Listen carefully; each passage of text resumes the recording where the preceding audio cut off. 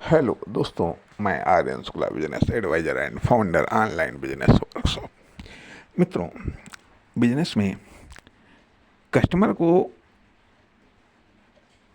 Create करने, customer को आकर्षित करने, डिमांड को उत्पन्न करने के लिए विभिन्न प्रकार की कॉमर्शियल बॉडी के द्वारा तीन प्रमुख क्रियाएं की जाती हैं: एडवर्टाइजिंग, ब्रांडिंग, मार्केटिंग।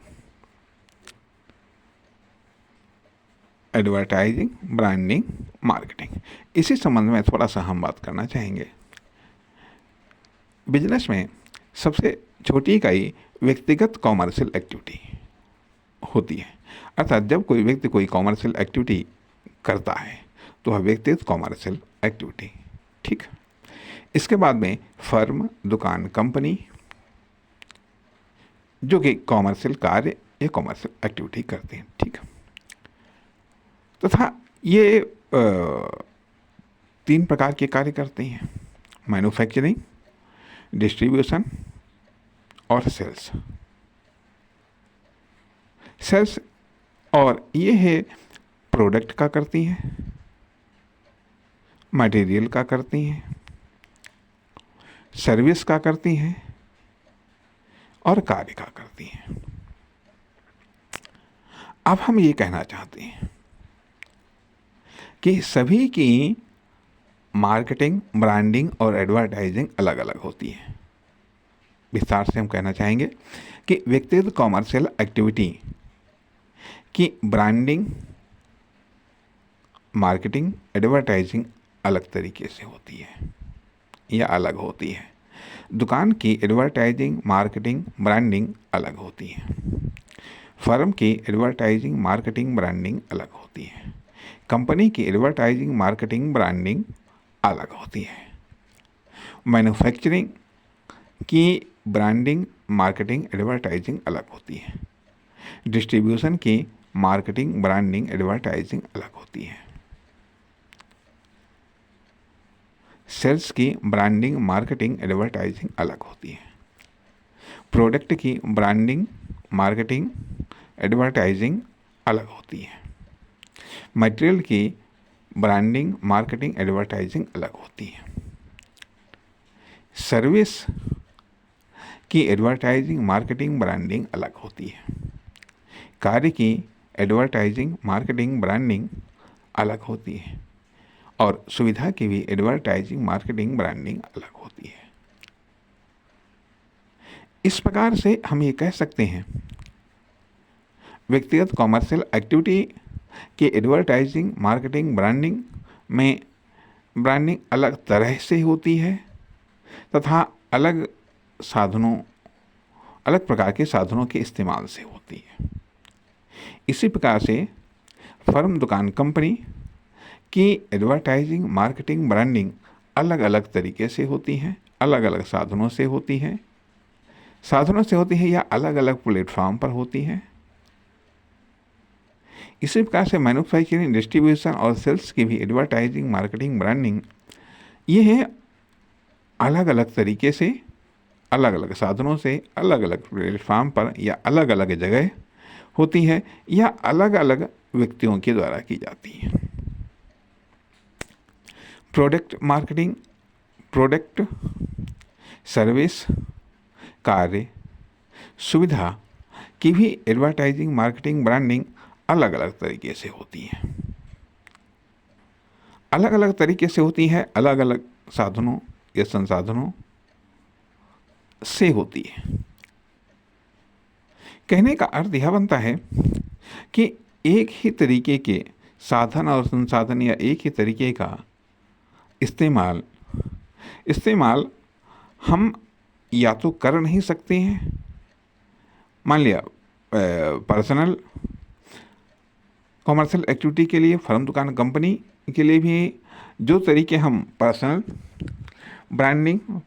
एक्टिविटी की ब्रांडिंग, एडवर्टाइजिंग, मार्केटिंग के लिए कहें हम वहीं फर्म, दुकान, कंपनी के लिए भी कर सकते हैं। तो पहली बात, करने में दिक्कत आएगी, ठीक है। और दूसरी बात है, कास्ट अलग अलग आएगी। तीसरी बात, कास्ट के अकॉर्डिंग रिटर्न अलग अलग प्राप्त होगा, इसलिए सेटिस्फाइड वो सुटेबल रिटर्न के लिए प्रत्येक प्रकार के लिए ब्रांडिंग, एडवर्टाइजिंग, मार्केटिंग के लिए अलग अलग साधन विकसित किए गए, अलग अलग तरीके विकसित किए गए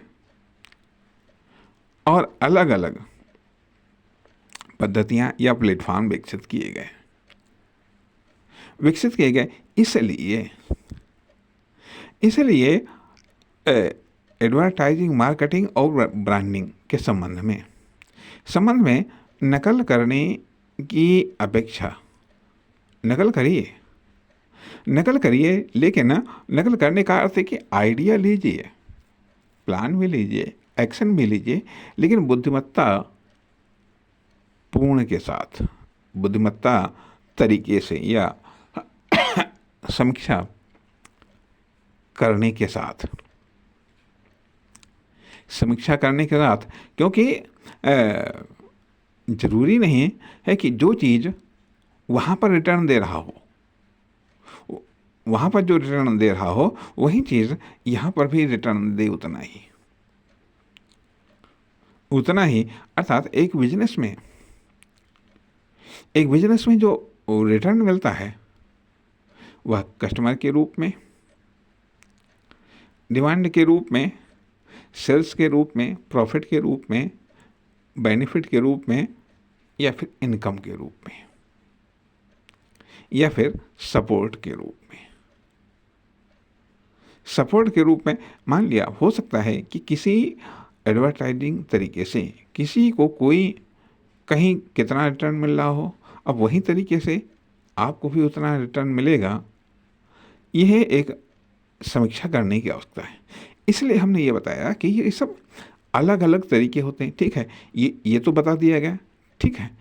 परंतु साथ ही साथ ये भी हम कहना चाहेंगे कि जैसे कि मान लिया हमने कह दिया कि पर्सनल कॉमर्शियल एक्टिविटी की ब्रांडिंग, एडवर्टाइजिंग, मार्केटिंग के तरीके अलग हैं। किससे अलग हैं? फर्म, दुकान, कंपनी से। लेकिन पार्टिकुलर तथा कॉमन या नॉन कॉमन, तीन चीज़ें आती हैं। पार्टिकुलर का अर्थ है कि कोई निश्चित फर्म, दुकान, कंपनी या कोई कॉमर्शियल एक्टिविटी, ठीक है, जिसका एक पार्टिकुलर है, अर्थात वो है, निश्चित है। दूसरी चीज़ आती है कॉमन एक कैटेगरी के या एक लेवल के मान लिया, जैसे कि एक दिनेश वस्त्र भंडार, ठीक है, दिनेश वस्त्र भंडार यह एक पार्टिकुलर चीज़ है, पार्टिकुलर शॉप है।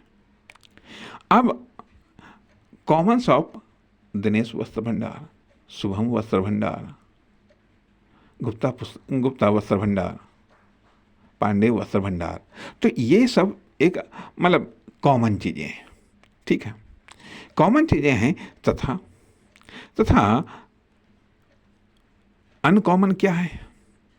अनकॉमन है मान लिया गुप्ता पुस्तक भंडार, गुप्ता वस्त्र भंडार और शुभम वस्त्र भंडार, ये एक दूसरे से अनकॉमन है। अब यहाँ पर ऐसा भी संभव है कि कुछ कॉमन तरीके प्रचलन में आते हैं, अर्थात मार्केटिंग, एडवर्टाइजिंग और ब्रांडिंग के कुछ कॉमन तरीके हैं, कुछ कॉमन साधन हैं, कुछ कॉमन प्लेटफॉर्म हैं। कभी कभी ये भी होता है कि हम अपनी सुविधानुसार यदि नया हमको नहीं मिल पा रहा है, नया तरीका, साधन, संसाधन या प्लेटफॉर्म हमको एडवर्टाइजिंग, मार्केटिंग, ब्रांडिंग का नहीं मिल रहा है, तो हम जो चल रहा है उसी को हम स्वीकार कर लेते हैं। जब हम उसी को स्वीकार कर लेते हैं तो वह एक कॉमन बन जाता है। अर्थात जब दो या दो से अधिक लोगों के द्वारा कोई दो या दो से अधिक कॉमर्शियल एक्टिविटी करने वाले फर्म, दुकान, कंपनियों के द्वारा, प्रोडक्ट या सर्विसेज के द्वारा, मैन्युफैक्चरिंग, डिस्ट्रीब्यूशन या सेल्स के द्वारा कोई एडवर्टाइजिंग, मार्केटिंग या ब्रांडिंग का कोई तरीका या साधन या संसाधन स्वीकार किया जाता है, इस्तेमाल किया जाता है, तो वह कॉमन बन जाता है। एडवर्टाइजिंग, मार्केटिंग, ब्रांडिंग का तरीका कह लीजिएगा, साधन कह लीजिएगा, या फिर प्लेटफॉर्म कह लीजिएगा। ठीक है, या फिर प्लेटफॉर्म कह लीजिएगा। जब दो या दो से अधिक कॉमर्शियल एक्टिविटी करने वाले फर्म, दुकान, कंपनी के द्वारा या प्रोडक्ट या सर्विस के द्वारा या कार्य के द्वारा या सुविधा के द्वारा या फिर मैन्युफैक्चरिंग, डिस्ट्रीब्यूशन या सेल्स के द्वारा जब स्वीकार कर लिया जाता है मार्केटिंग, ब्रांडिंग, एडवर्टाइजिंग का कोई तरीका या साधन या प्लेटफॉर्म, तो वह कॉमन बन जाता है। ठीक है, अब वो मजबूरी बस स्वीकार किया गया है या कोई ऑप्शन नहीं मिले इसलिए स्वीकार किया गया है, या फिर कास्ट के कारण, ये जो भी कह लीजिएगा जिसके कारण। लेकिन फिर भी यदि आपने कोई जिस तरीके से आपका बिजनेस भी कॉमन भी हो सकता है, अर्थात किसी बिजनेस की नकल भी हो सकती है, अर्थात कॉपी पेस्ट भी हो सकता है, अनकॉमन भी हो सकता है, स्पेशल भी हो सकता है। लेकिन यदि स्पेशल और यूनिक रिजल्ट चाहिए, तो फिर आपको कोई स्पेशल या यूनिक ब्रांडिंग, एडवर्टाइजिंग, मार्केटिंग का तरीका खोजना पड़ेगा।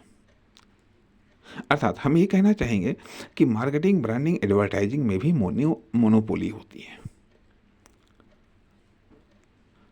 मार्केटिंग, ब्रांडिंग, एडवर्टाइजिंग के तरीके, साधनों, संसाधनों में भी मोनोपोली अर्थात एकाधिकार होता है। एकाधिकार जनरेट किया जाता है। तथा इस मामले में भी क्या आप के पास में बिल्कुल नॉर्मलिटी है या फिर मार्केटिंग, ब्रांडिंग, एडवर्टाइजिंग में स्पेशलिटी है, या यूनिटली है। कहने का अर्थ है कि यूनिक बिल्कुल नॉन विकल्पी कंडीशन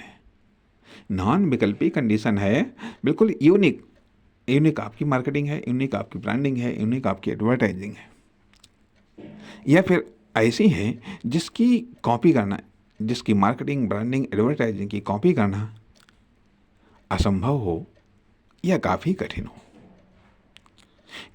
हो। अर्थात सवाल ये भी उठता है कि चुनौती किस लेवल पर मिल रही है।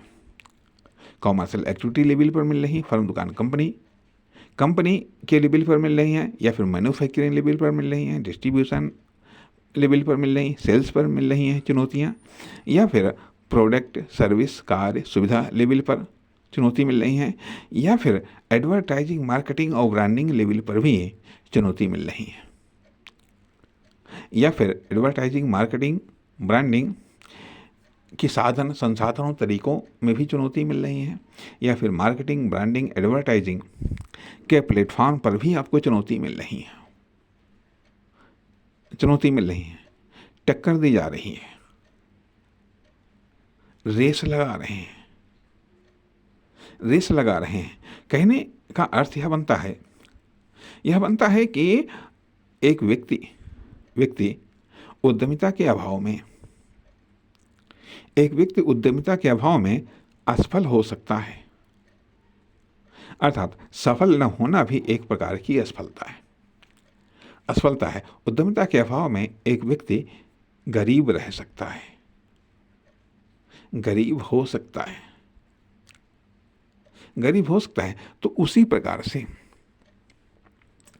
अर्थात एक व्यक्ति के लिए व्यावसायिक उद्यमिता उसे सफल और गरीब से अमीर बनाने में सक्षम है। अब वही चीज़ बिजनेस में भी बात आती है। बिजनेस में भी व्यावसायिक उद्यमिता